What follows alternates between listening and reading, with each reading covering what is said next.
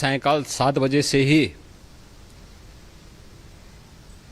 काफ़ी बड़ी संख्या में श्रद्धालुजन प्रयागराज पहुंच करके स्नान भी कर रहे थे और काफ़ी बड़ी संख्या में श्रद्धालुजन ब्रह्म मुहूर्त का भी इंतजार कर रहे थे। एक दुर्भाग्यपूर्ण हादसा इसी दौरान अखाड़ा मार्ग पर संगम के तट पर हुआ, जिसमें 90 से ज़्यादा लोग गंभीर रूप से या सामान्य रूप से घायल हुए। यह हादसा भारी भीड़ के द्वारा अखाड़ा मार्ग के बैरिकेडिंग्स को तोड़ने और उसके बाद उससे कूद करके जाने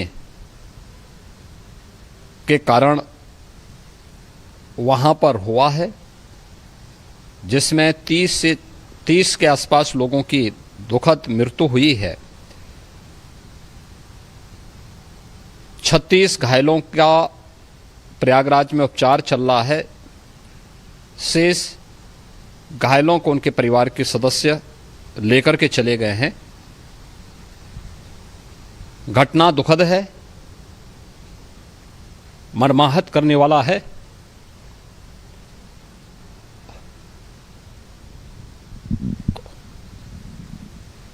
उन सभी परिजनों के प्रति हमारी पूरी संवेदना है। हम लोग रात्रि से ही लगातार प्रशासन के संपर्क में हैं। मेला प्राधिकरण,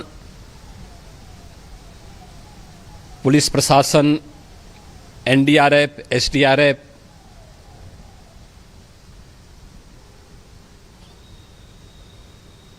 और भी अन्य जितने भी व्यवस्थाएं हो सकती थी उन सबको वहां पर तैनात किया गया है। परिणाम उसी का है कि हादसे के कुछ ही देर के बाद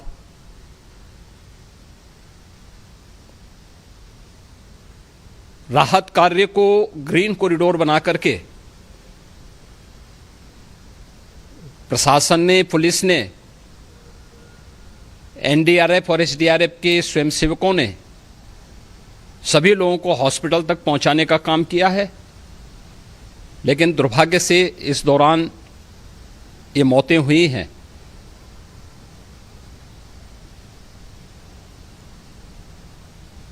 स्वाभाविक रूप से इन सब मुद्दों पर प्रश्न उठना स्वाभाविक भी है।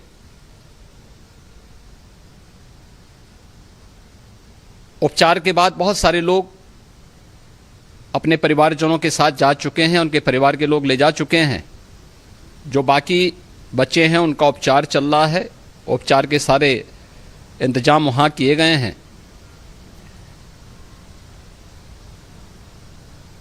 प्रेशर मौनी अमावस्या का ये मुख्य स्नान है महाकुंभ का, और बहुत ज़्यादा प्रेशर प्रयागराज में होने के कारण सभी प्रकार के मार्ग भी चौक थे। रात्रि से ही प्रशासन उन मार्गों को खुलवाने और स्थिति को सामान्य करने के लिए पूरी तत्परता के साथ लगा भी रहा।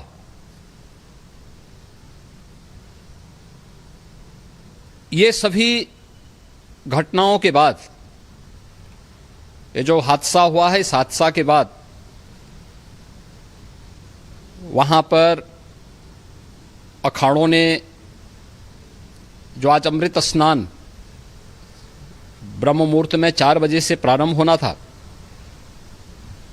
मेला प्राधिकरण के अनुरोध पर उन्होंने स्थगित किया था। अपराह्न में अमृत स्नान प्रारंभ हुआ, जिसमें सभी अखाड़ों ने और अन्य जो सहयोगी संस्थाएं हैं उन लोगों ने इसमें भाग लिया। सभी पूज्य आचार्य महामंडलेश्वर भी इस अमृत स्नान में भागीदार बने। प्रयागराज में आज 8 करोड़ से अधिक लोगों का, श्रद्धालुओं का दबाव था। यद्यपि अगल बगल के जनपदों में मिर्जापुर, भदोई, प्रतापगढ़, फतेहपुर, कौशाम्बी, इन सभी जनपदों में भी होर्डिंग एरिया बना करके काफ़ी बड़े पैमाने पर श्रद्धालुओं जनों को रोका गया था, जिन्हें अमृत स्नान संपन्न होने के बाद, जब सभी अखाड़े स्नान संपन्न कर चुके हैं, उसके बाद अब वहाँ से रिलीज किया गया है। इतना भारी दबाव ये पहली बार वहाँ पर देखने को मिला था, और जिसके बारे में हम लोगों ने पूरे इंतजाम करने के प्रयास भी किए गए थे। रेलवे स्टेशनों पर, चाहे वह झूसी हो, चाहे वह प्रयागराज सिटी हो, प्रयागराज हो, फाफामऊ हो, उन सभी पर लगातार दबाव बना रहा। रेलवे ने भी इस दौरान वहाँ के दबाव को ध्यान में रखते हुए मेला स्पेशल चलाई। रूटीन और मेला स्पेशल को मिलाकर के लगभग 300 से अधिक ट्रेन रेलवे के द्वारा अब तक चलाई जा चुकी हैं, और जिससे श्रद्धालु जनों को उनके गंतव्य तक पहुंचाया जा सके। उत्तर प्रदेश परिवहन निगम ने भी अपनी 8000 से अधिक बसेज श्रद्धालु जनों को उनके गंतव्य तक पहुंचाने के लिए लगाया हुआ है, और जिससे उन सबको सुरक्षित उनके घरों तक पहुंचाया जा सके। दिन भर स्मूथली, बहुत ही सुगमता के साथ पूरा स्नान इसके बाद हुआ है, जिसमें पूज्य शंकराचार्य, आचार्य महामंडलेश्वर, वरिष्ठ संतजन और सभी अखाड़ों ने इसमें पूरा सहयोग भी किया और पूरे कार्यक्रम को सकुशल संपन्न करने में अपना योगदान भी दिया है। ये सभी घटनाएं मर्माहत करने वाली भी हैं और एक सबक भी है, लेकिन हादसे के तह में भी जाने की आवश्यकता है, और इसी दिशा से सरकार ने भी तय किया है कि हम इसकी एक जुडिशियल इंक्वायरी भी करेंगे, क्योंकि कई बार रिव्यू होने के बाद स्थानीय स्तर पर हर प्रकार की सतर्कता के बाद आखिर कहां से ऐसे हादसे फिर भी होते हैं और हुए हैं। तो इसके लिए हम लोगों ने न्यायमूर्ति हर्ष कुमार के नेतृत्व में पूर्व डीजी श्री वीके गुप्ता और retired IAS Shri DK Singh, इन 3 सदस्यीय जुडिशियल कमीशन को भी इसके लिए गठित किया जा रहा है। इन सभी अन्य कार्यों के साथ साथ हम लोगों ने वहाँ की पूरी घटना पर आज पूरे दिन भर एक एक घटना को लेकर के मुख्यमंत्री का जो कंट्रोल रूम था, उस कंट्रोल रूम से भी, चीफ सेक्रेटरी के कंट्रोल रूम से भी, डीजीपी के कंट्रोल रूम से भी लगातार इन चीज़ों की मॉनिटरिंग की जाती रही। दिन भर बैठक चली है और लगातार एक एक घटना को लेकर के वहाँ पर प्रशासन के साथ संवाद भी रहा है, विभिन्न अखाड़ों के साथ संवाद रहा है, अन्य संतों के साथ भी दिन भर हम लोग संवाद बनाते रहे हैं। प्रातःकाल से ही आदरणीय प्रधानमंत्री जी का, माननीय गृह मंत्री जी का, माननीय राष्ट्रीय अध्यक्ष जी का, अन्य तमाम केंद्रीय मंत्रियों का, माननीय रेल मंत्री जी का, प्रदेश की माननीय राज्यपाल महोदया का भी इस संबंध में बराबर आवश्यक दिशा निर्देश भी और मार्गदर्शन भी प्राप्त होता रहा। इसको लेकर के यहाँ पर सरकार ने उसे नीचे मजबूती के साथ उतारने का कार्य करने का प्रयास किया। घटना अत्यंत दुखद है। मृतकों के प्रति मेरी विनम्र श्रद्धांजलि है। जितने भी मृतक के परिजन हैं, उन सभी परिवारजनों के प्रति जिन्होंने अपने परिवार के सदस्यों को खोया है, मेरी संवेदनाएं हैं, विनम्र श्रद्धांजलि उनके प्रति संवेदना मेरी है। और इस पूरी घटना की हम लोग न्यायिक जांच करवा करके इसकी तह में भी जाएंगे। इसके अलावा पुलिस के स्तर पर भी अलग से हम लोग इसकी एक अलग से भी जांच करवाएंगे कि आखिर कहां पे ऐसे हादसे किन कारणों से हुए हैं, क्योंकि पहले से इस बारे में हम लोग, हमारी रणनीति थी कि इतनी बड़ी संख्या में श्रद्धालु वहां पर आएंगे। मृतक के परिजनों के प्रति हम प्रदेश सरकार की तरफ से, जिन्होंने इस हादसे में अपने परिवार के सदस्यों को खोया है, वहां पर मेला प्राधिकरण के पास वो पूरी सूची है, उन लोगों ने उसको वहां पे जारी भी किया है। मैं उन सब के प्रति अपनी संवेदना भी व्यक्त करता हूं और परिवारजनों को हम प्रदेश सरकार की तरफ से 25-25 लाख रुपए की आर्थिक सहायता की घोषणा भी कर रहे हैं। और न्यायिक आयोग इस पूरे मामले को देख करके एक समय सीमा के अंदर राज्य सरकार को अपनी रिपोर्ट देगा और इसमें आने वाले समय में या आने वाले स्नान के लिए भी हम और कैसे व्यवस्था को और सुदृढ़ किया जा सकता है, इसके बारे में भी कल मुख्य सचिव और डीजीपी स्वयं एक बार प्रयागराज जाकर के उन सभी मुद्दों को देखेंगे। आवश्यकता पड़ती है तो फिर इसमें, यद्यपि आज प्रदेश सरकार के तमाम वरिष्ठ अधिकारियों को हम लोगों ने अलग अलग स्थानों पर वहां लगाया गया था और वे सभी पूरी तत्परता के साथ, प्रमुख सचिव नगर विकास वहीं थे, पीडब्ल्यूडी के प्रमुख सचिव भी वहीं पे थे, पावर कारपोरेशन के चेयरमैन भी वहीं पे मौजूद थे, जिन एक एक मुद्दों पर वहां पर वे लोग लगातार निगाह रखे हुए थे। लेकिन दुर्भाग्यपूर्ण घटना और ये मर्माहत करने वाली घटना है। मैं सभी उन पुण्य आत्माओं के प्रति अपनी विनम्र श्रद्धांजलि भी अर्पित करता हूं। राजीव ओझा मेरे सहयोगी साथ जानकारी के साथ जुड़े हुए लखनऊ से। राजीव, सीएम की तरफ से न्यायिक जांच के आदेश दे दिए गए हैं इस पूरे मामले को लेकर। जी, ये माना जा रहा था कि ये हादसा चूंकि इतना बड़ा है कि प्रदेश सरकार जब भी थोड़ा कंफर्टेबल स्थिति में आएगी और जब भीड़ नियंत्रित हो जाएगी तो इसकी जांच का कोई न कोई प्रबंध जरूर किया जाएगा। और अंत में मुआवजा राशि के रूप में ऐलान भी हुआ है, 25 लाख रुपए घायल दिया जाएगा और साथ ही न्यायिक आयोग बनाकर इसकी जांच भी कराई जाएगी, क्योंकि एक बड़ा आयोजन है और भविष्य में ऐसे कई आयोजन होते हैं। इसमें भीड़ प्रबंधन को लेकर के सरकार के पास ऐसी जानकारी का एक प्रबंध होना चाहिए। इस आधार पर अब न्यायिक आयोग बनाया जाएगा जो अपने सुझाव भी देगा कि भविष्य में क्या रणनीति बनाई जाए। और अभी इस मामले में ध्यान देने वाली बात यह है कि प्रयागराज के जो कमिश्नर हैं विजय विश्वास पंत, उन्होंने इस हादसे के ठीक पहले एक लाउड हेलर लेकर के घाट पर सो रहे लोगों को जगाने का प्रयास किया था। वो वीडियो वायरल है, बहुत से लोगों ने उसे देखा भी है।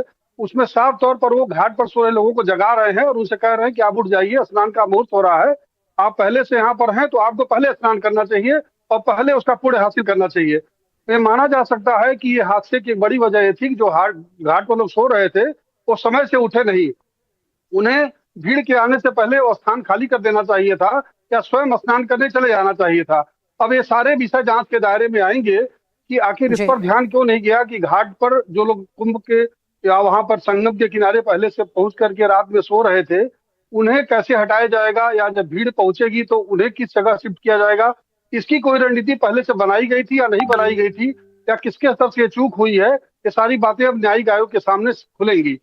और वो जो प्रयागराज के कमिश्नर का वीडियो है उससे भी काफी हद तक ये सूचना सामने आ रही है कि किस तरीके से उन लोगों को समय से पहले हटाया नहीं जा सका था और आनंद फानन में वो लाउड हेलर से बोल करके उस भीड़ को जगाने का प्रयास प्रशासन द्वारा किया जा रहा था।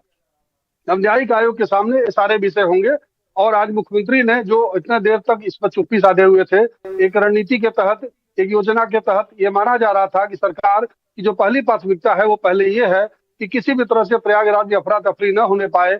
देश के कोने कोने से जो श्रद्धालु वहां पहुंचे हैं उन्हें सुरक्षित स्नान करा करके उन्हें निकाला जा सके बाहर।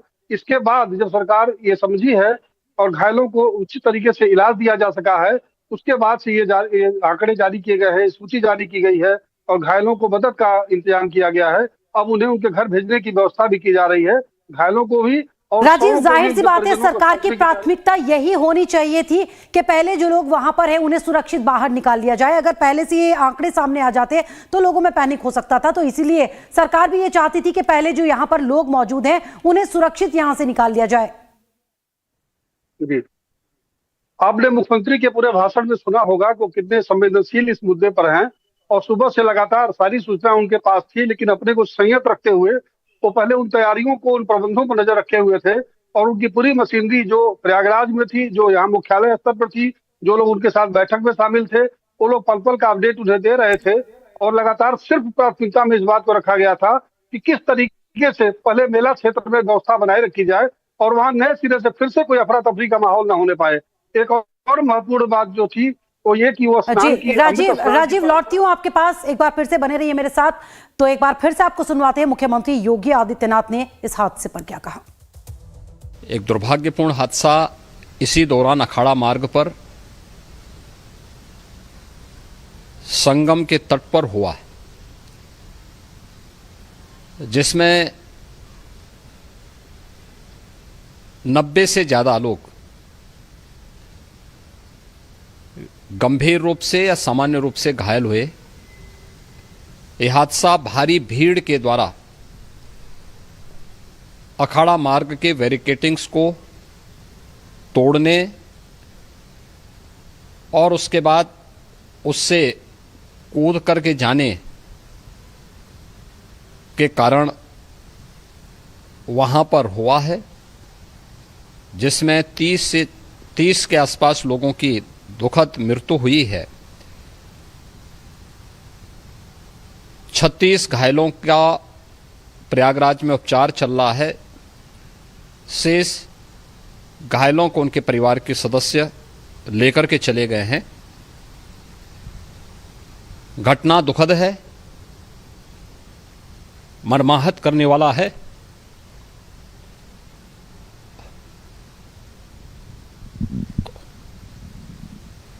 उन सभी परिजनों के प्रति हमारी पूरी संवेदना है। हम लोग रात्रि से ही लगातार प्रशासन के संपर्क में हैं। मेला प्राधिकरण, पुलिस प्रशासन, एनडीआरएफ, एसडीआरएफ,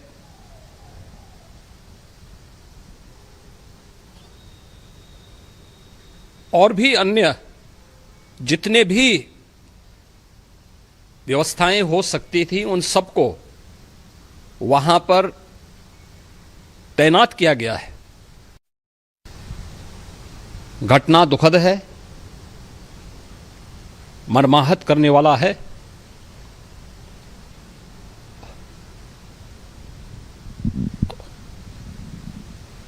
उन सभी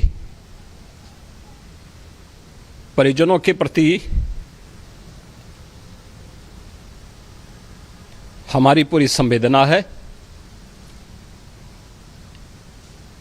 हम लोग रात्रि से ही लगातार प्रशासन के संपर्क में हैं। मेला प्राधिकरण, पुलिस प्रशासन, एनडीआरएफ, एसडीआरएफ,